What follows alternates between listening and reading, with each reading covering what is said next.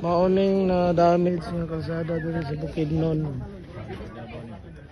Tara guys, bawal pag yan. Ay natagak dira guys, baw-baw, prime mover. Tara guys, bawal pag yan, Davao to Cagayan. May mga rescuer ron dira guys. Bawal gid sa pag yan. Para guys, so klaro kay mga buwak guys. Tuli na lang nabilin. Bawal pagyag mga sakyanan. Tapos gira may galuto.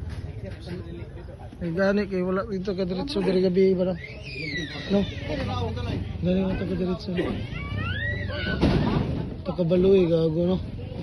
Pata traffic dapat Davao ko siguro. Gani, okay, samaatan ni agi Dix isa mungkiruan Dix. Kay traffic is bangkiruan gabi na umuta. Tara guys, so ang nakrack dire sa Bukidnon nga landslide.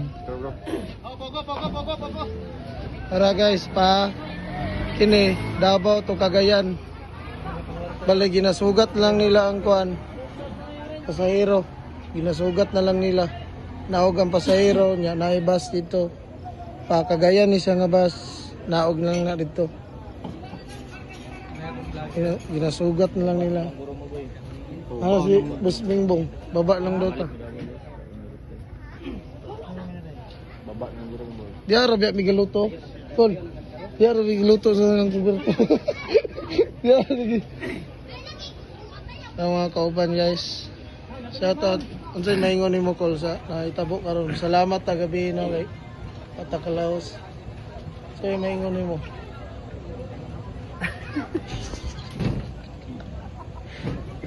Si maingon mo ba? Ikaw bro, si maingon mo bro. Torang. One toro. Dire lang kapag mga motor guys oh. Sira mga buak guys. Yan oh. Kini guys, Cagayan to Davao, bali ang pasahero guys ginapanaog dire sa kining na damage area nga. May prone area dire guys nga dito ginasugat tapos sila bus. Ginapanaog ra mga pasahero guys. Ginapasugat lang ang bus. Bawal gyud makagi dire pati four wheelers guys. Bawal. Kay risudyo kayo basig maugmak pa na o kanang two lanes. Wala guys, so traffic damage guys. Ay nangatagad lang ang truck guys. Baw-bao, prime mover. Moingon nila ang prime mover nakuha na daw. Kaya ang baw-bao. Ang baw-baol pero kuha ang tao wala pa. Wala po daw. So guys, so apoy nangatang dito.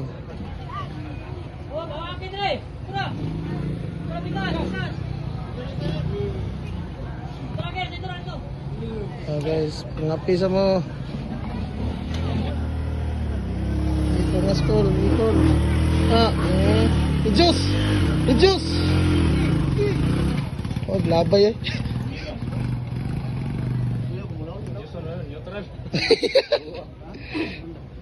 So guys, oh, landslide. Bawal sa pagihan.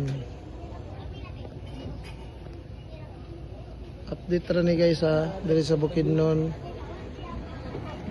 Pan karon